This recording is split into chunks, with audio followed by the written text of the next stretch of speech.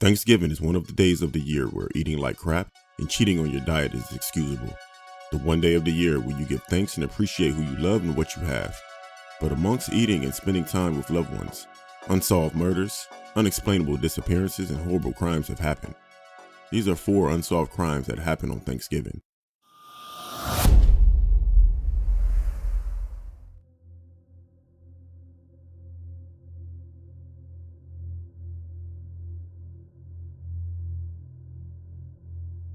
The Blunt family bombing refers to a case of a triple murder that occurred on Thanksgiving in 1985. Despite a suspect being tried and convicted, they were eventually cleared of all charges, and their case remains unsolved to this day. So on the night of November 28, 1985, several members of the Blunt family had gathered at a family trailer in a hilltop mobile home park that lay in the suburbs of Fort Worth, Texas. Joe Blunt, Angela Blunt, Robert Blunt, Michael Columbus, Suzanne Blunt, and Carl Ray Blunt were all present at the trailer. Robert was the son of Suzanne and Joe. Carl was the brother of Joe, and Michael was Carl's estranged son. The family sat down and they ate dinner between 4 and 5 p.m. After dinner was finished, Ray went home. At 9 p.m., Suzanne went to lay down, while Joe drove Angela, Robert, and Michael to a local convenience store for ice cream and beer. While the others were out, Suzanne later said that she heard a knock on the door, but she looked outside and she didn't see anyone and went back to sleep. When the others returned to the trailer around 20 minutes after they had left, they found a briefcase sitting at the door. The 3 teenagers were excited that the briefcase might have contained valuables or money and brought it inside. Angela immediately set it down in the living room and opened it, and the bomb inside detonated. Joe Blunt, Angela, and Michael were all killed instantly by the blast. Joe was 44, Angela was 15, and Michael was 18. Robert survived the blast despite being close by when the explosion occurred. He sustained some injuries and his slippers were melted to his feet. Suzanne Blunt wasn't harmed in the incident. Police were quickly on the scene and spent several months combing through the blast-damaged trailer and questioning hundreds of people without finding anything conclusive. The theory began to become widely supported that the bomb had been left at the wrong trailer, which prevented identifying the intended victim and therefore the perpetrator. In June 1997, police were given new powers and funding investigating domestic terrorism in the wake of Oklahoma City bombing and unsolved Blunt family bombing. During this reinvestigation, a man named Charles Jack Ferris came forward to tell them that his cellmate had confessed to having carried out the bombing. His cellmate's name was Michael Roy Tony. So in 1997, he was arrested and held pending trial for a burglary that he had committed in 1993. While there, Michael was held in a cell with Charles Jack Ferris, and according to Ferris, they got to talking about the Blunt bombing, and during the conversation, Michael told Ferris he was responsible. Ferris immediately told the authorities in exchange for his release, and the investigation zeroed in on Michael Roy Tony. The police first spoke with Michael's ex-wife, who had been married to him at the time of the bombing. In her first interview, she denied that Michael would have had any involvement in the matter, but according to police, when the seriousness of the crime was explained to her, she changed her story.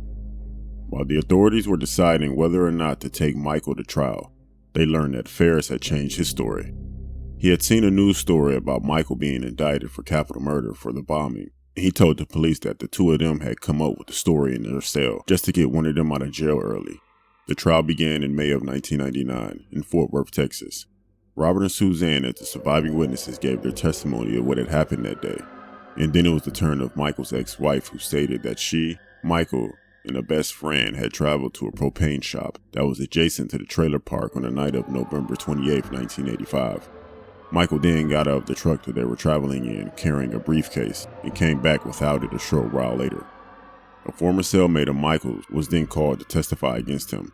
He alleged that Michael had told him he was paid $5,000 to deliver a bomb as part of a drug-related hit. According to this testimony, Michael had left the briefcase on the wrong doorstep. Michael was put on the stand and testified that he didn't even know the trailer park existed until shortly before his 1997 arrest.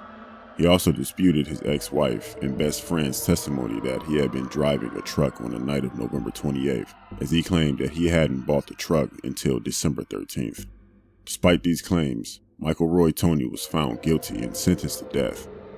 His being sentenced to death relied mostly on his cellmate's testimony that the crime had been premeditated due to organized crime.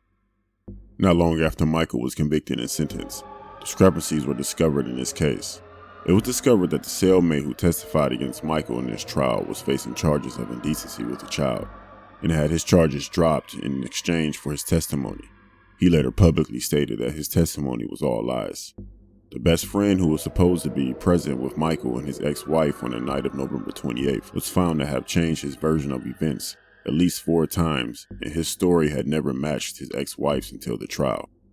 He went on to fail a polygraph, signed an affidavit in 2001, recanting his testimony, and publicly stated that the events that he remembered may not have happened on the date of November 28, 1985. It was also proven that the truck Michael had supposedly been driving on November 28th indeed hadn't been purchased until December of 1985.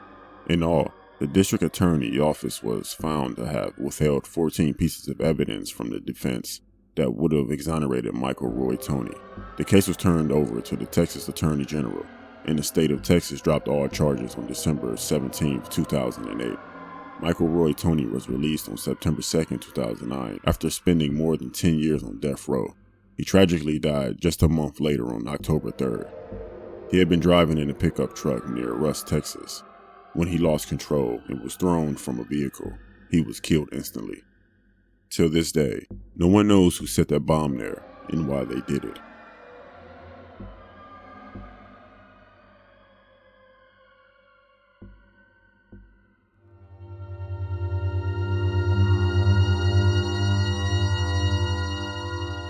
Karen Mitchell was on a Thanksgiving holiday vacation from her high school on November 25, 1997 in Eureka, California. She departed from her place of employment, the Coastal Family Development Center, during the afternoon hours. Annie Casper, Karen's aunt, was her legal guardian, and she owned a shoe store inside Bayshore Mall. The shopping center was in the 3300 block of Broadway Street, approximately 1 mile from Karen's place of employment. She briefly visited her aunt's business before departing for the mall at approximately 2:45 p.m. Karen was last seen walking towards West Sonoma Street shortly afterwards. She has never been heard from again. An eyewitness stated that Karen may have been entered an unidentified light blue 4-door 1976 to 1978 sedan, which was possibly a Mercury Monarch or a Nissan. The vehicle had California license plates and Eureka imprinted on the rear plate's frame. The driver of the car is described as a Caucasian male, approximately 60 to 70 years old, with balding light gray or sandy blonde hair.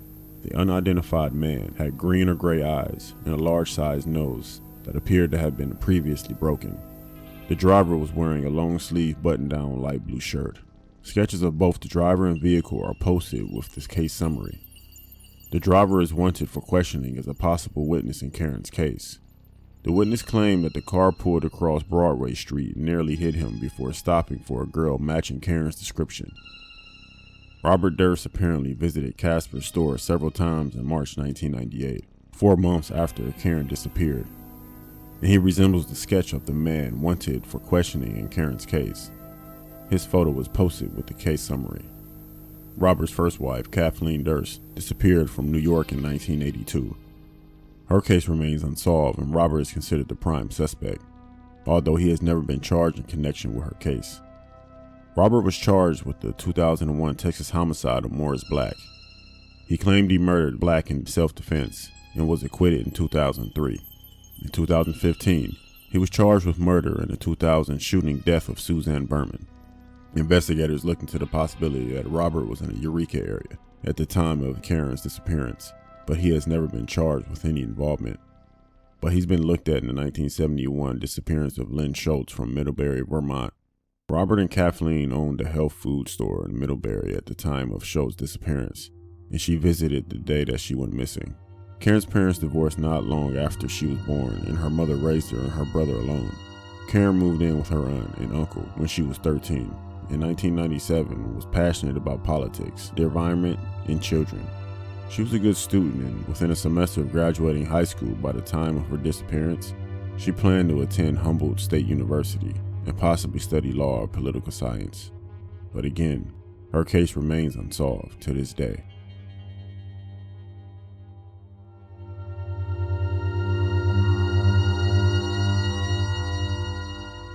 November 25, 2004. 48-year-old Oakland resident Cynthia Lonzo told her neighbors that she was going to visit her mother for Thanksgiving dinner. She was last seen getting into a vehicle driven by her boyfriend, Eric Mora. Cynthia did not arrive for Thanksgiving and was never seen again. At the time, the relationship between Cynthia and Eric was troubled. When police questioned Eric, they noticed scratches on his hands and found traces of Cynthia's blood in his house.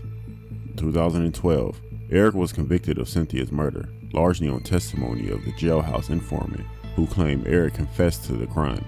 However, in March 2016, his conviction was overturned because his defense was not allowed to present evidence at his trial, which pointed to other potential suspects in Cynthia's disappearance. Eric Mora is currently awaiting a second trial. Cynthia Lonzo's body has never been found.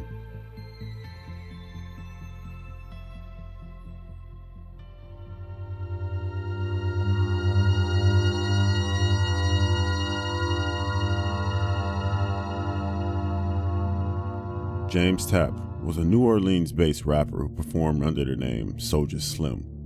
Soulja Slim achieved his greatest success when he collabed with his fellow rapper, Juvenile from Cash Money Records, to record the song Slow Motion, which became a #1 Billboard hit in 2004. Unfortunately for Slim, he was murdered 6 months before it was released. On November 26, 2003, the night before Thanksgiving, Slim had arrived at his mother's house when he was shot 4 times on the front lawn. 1 month later, police arrested a suspect named Jarrell Smith, who had allegedly been paid $10,000 for a hit. However, no witnesses would testify against Smith, so the murder charge was dropped. Over the years, Smith was implicated in 2 more murders, but could not be prosecuted since no one would testify against him. In August 2011, Smith himself was shot to death, so Soulja Slim's murder remains an unsolved mystery.